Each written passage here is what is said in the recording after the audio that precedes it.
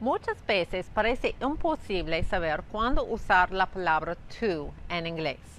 A veces se pone antes de un verbo y otras veces no. Por ejemplo, para decir es necesario descansar, se dice it's necessary to rest. Para decir toma tiempo para descansar, se dice take time to rest. Quiero descansar es I want to rest. Tengo que descansar es I have to rest. Pero para decir debo descansar, se dice I must rest y no I must to rest. Puedo descansar es I can rest y no I can to rest. También a veces se pone to antes de un complemento directo y otras veces no. Por ejemplo, I'm talking to you. Te estoy hablando. I'm listening to you. Te estoy escuchando. Pero se dice I'm watching you para decir te estoy vigilando y no I'm watching to you. I'm following you. Te estoy siguiendo y no I'm following to you. Hoy vas a aprender los usos de esta preposición, vas a ver muchos ejemplos y al final vas a practicar con ejercicios. Comencemos.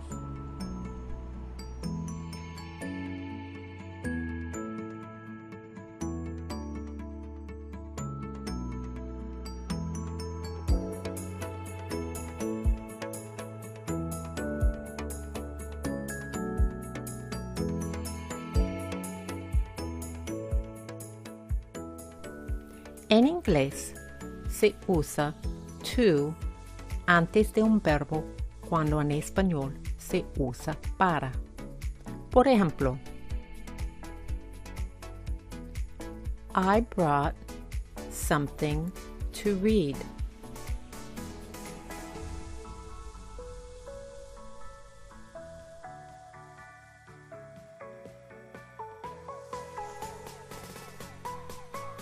We got up early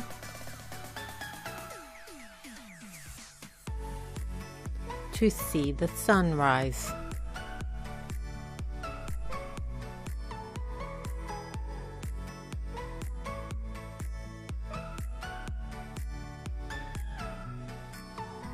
Ponemos to antes de un verbo que sigue una expresión de emoción, sentimiento o condición.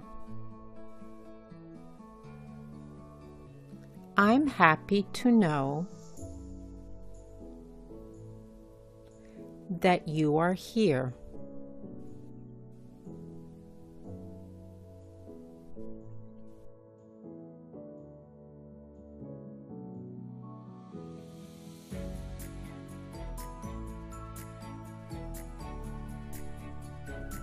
It's difficult to say goodbye.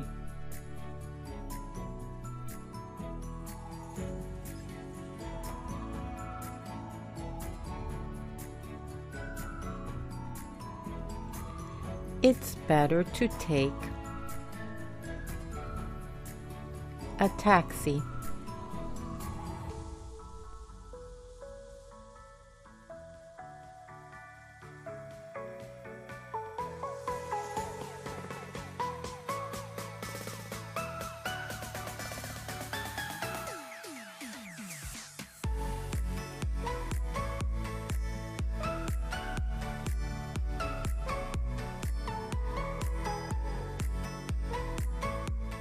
Se pone to antes de un verbo que es parte de una instrucción, solicitud o deseo de hacer o no hacer algo.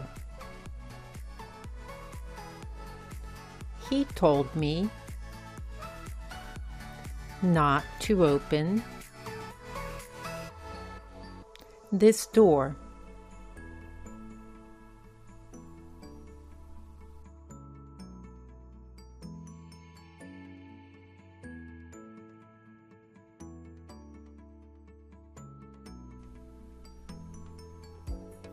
Martha asked me to help her.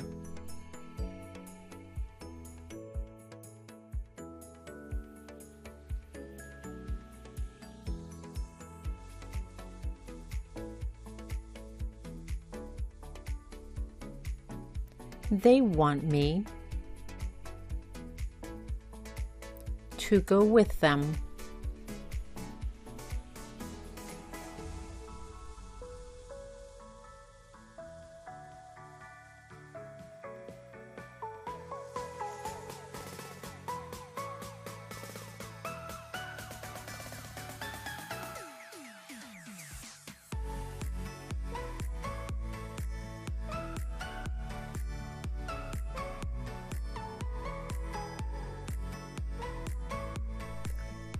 Se usa to con un verbo que se une con otro que no es auxiliar o modal. Primero vamos a ver ejemplos de oraciones con verbos auxiliares o modales. Fíjate que no usamos la preposición to.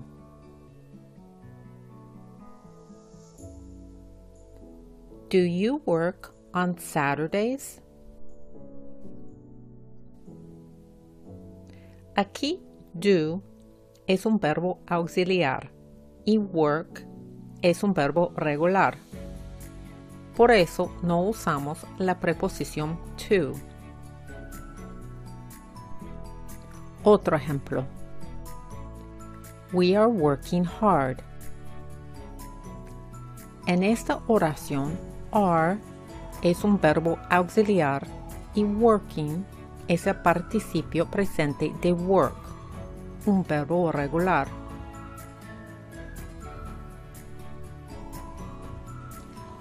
I will take the train instead of the bus.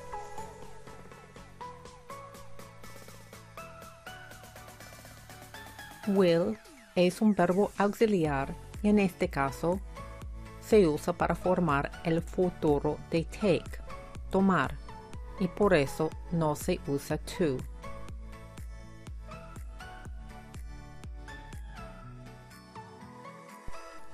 Can, could, may, should, must, might son ejemplos de verbos auxiliares modales. I can help you with your luggage.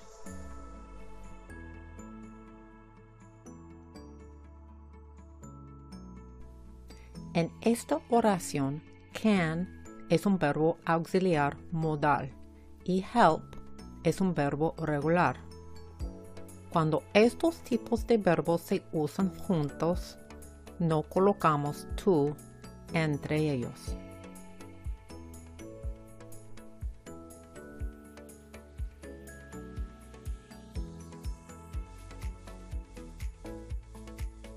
Ahora veamos ejemplos de oraciones con dos verbos juntos, pero ninguno es un verbo auxiliar o modal. En estos casos se usa la preposición to entre los verbos.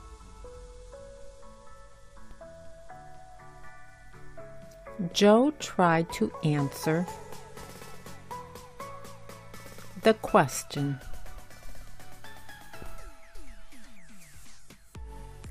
Tried to answer.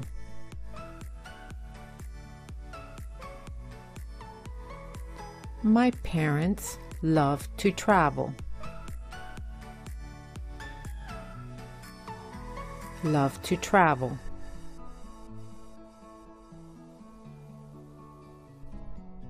Sin embargo, en algunos casos, el segundo verbo debe ser en la forma del gerundio. Cuando un verbo está en forma de gerundio, termina en ing. En este caso, no se pone to entre los verbos. Por ejemplo, will consider hiring an accountant. Aquí tenemos dos verbos. El segundo, hiring, está en forma de gerundio.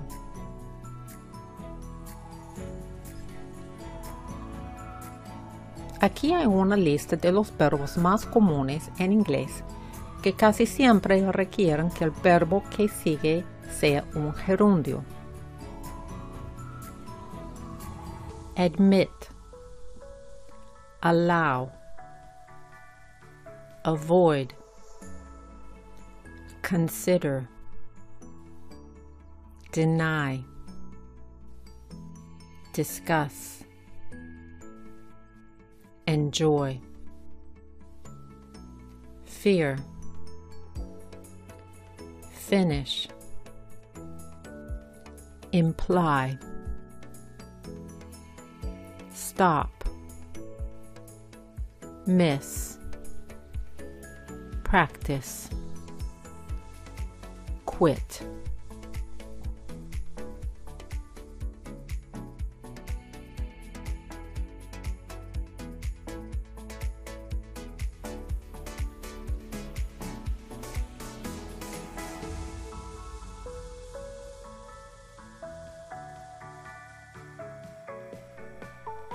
Se usa to para decir a antes de un objeto o complemento indirecto. Por ejemplo, I gave the tickets to Mike.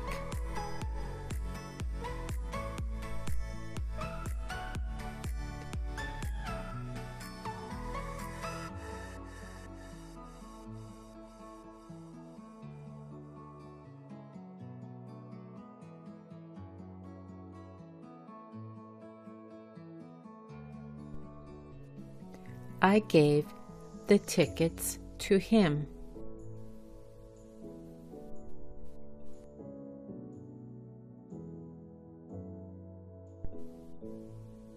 Si colocamos el complemento indirecto antes del complemento directo, no usamos to. I gave Mike the tickets.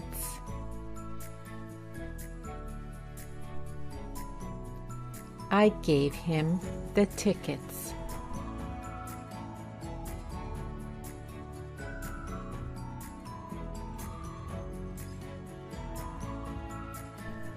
Generalmente no ponemos to antes de un complemento directo, incluso cuando se trata de una persona. I see my friend.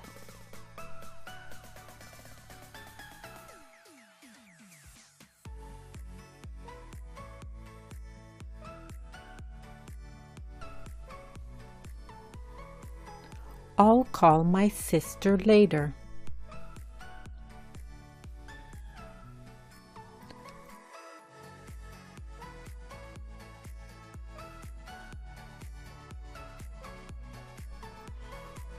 Las excepciones más comunes son talk, listen, refer y apologize. I talked to my girlfriend last night.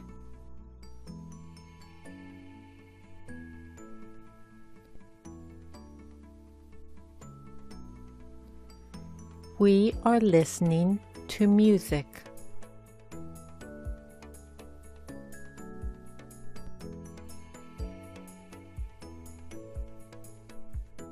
I apologized to him.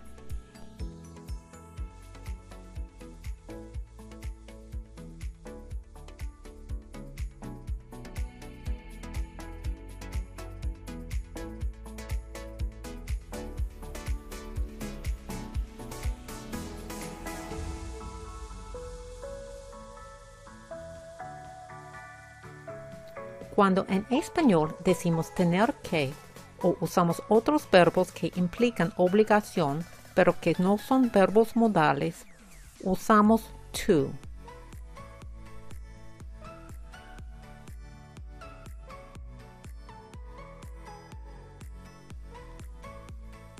You have to answer the telephone.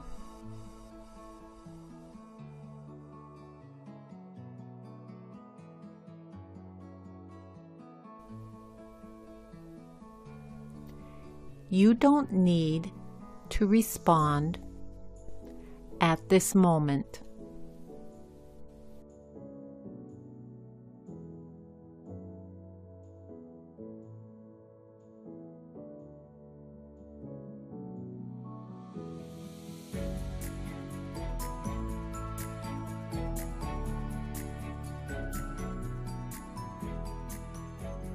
Y finalmente se usa to después de un verbo de movimiento y antes de un sustantivo que denota un lugar o destino. En español se dice a. Can we go to the beach this weekend?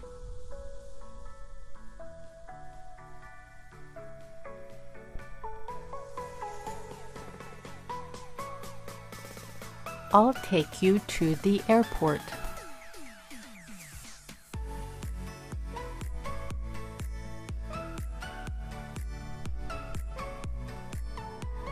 My parents are coming to my house.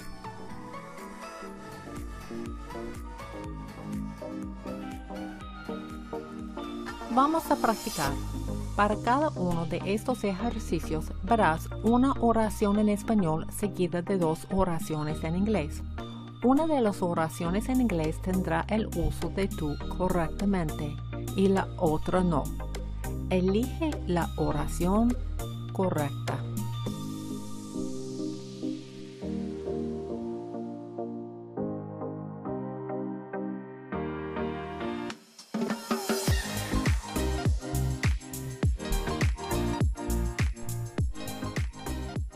Exercise 1.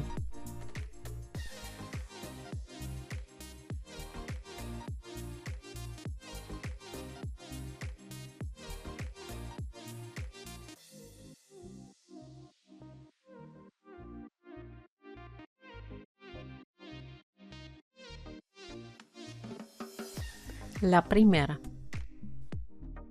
What can I do to help you? What can I do to help you?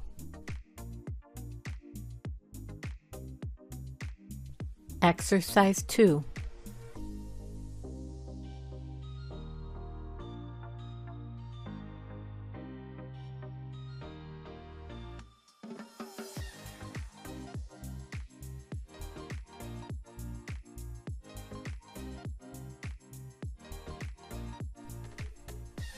La primera. Will you remind me to pay the bill? Will you remind me to pay the bill?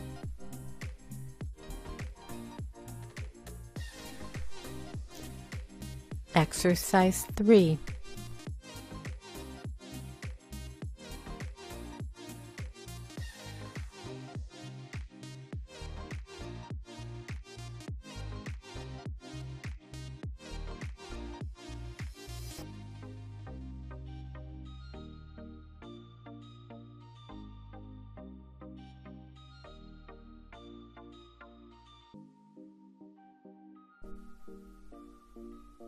La segunda. Here we tell you everything you need to know to use the product correctly.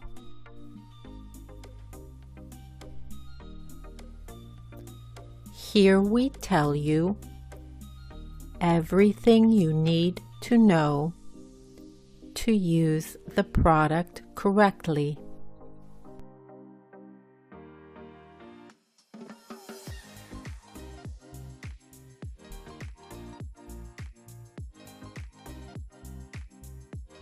Exercise 4.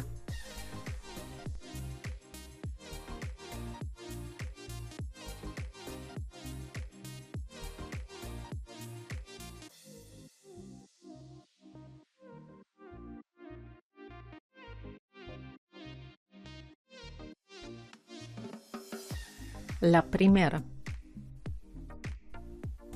I am working hard to finish the project on time.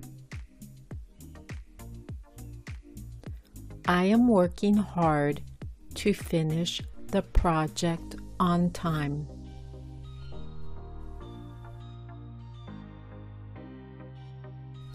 Exercise 5.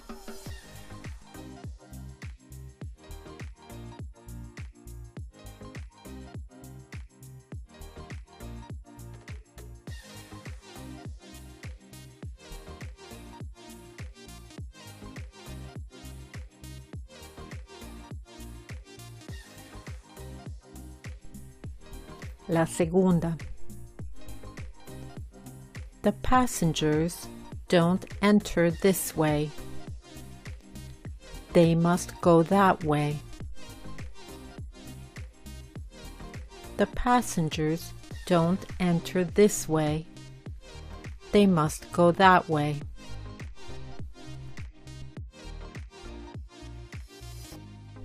Exercise 6.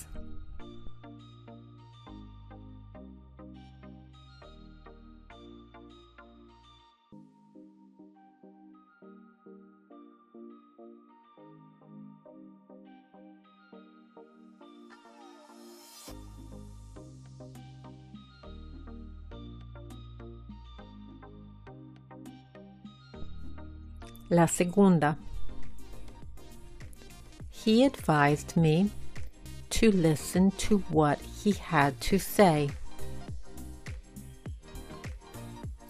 He advised me to listen to what he had to say.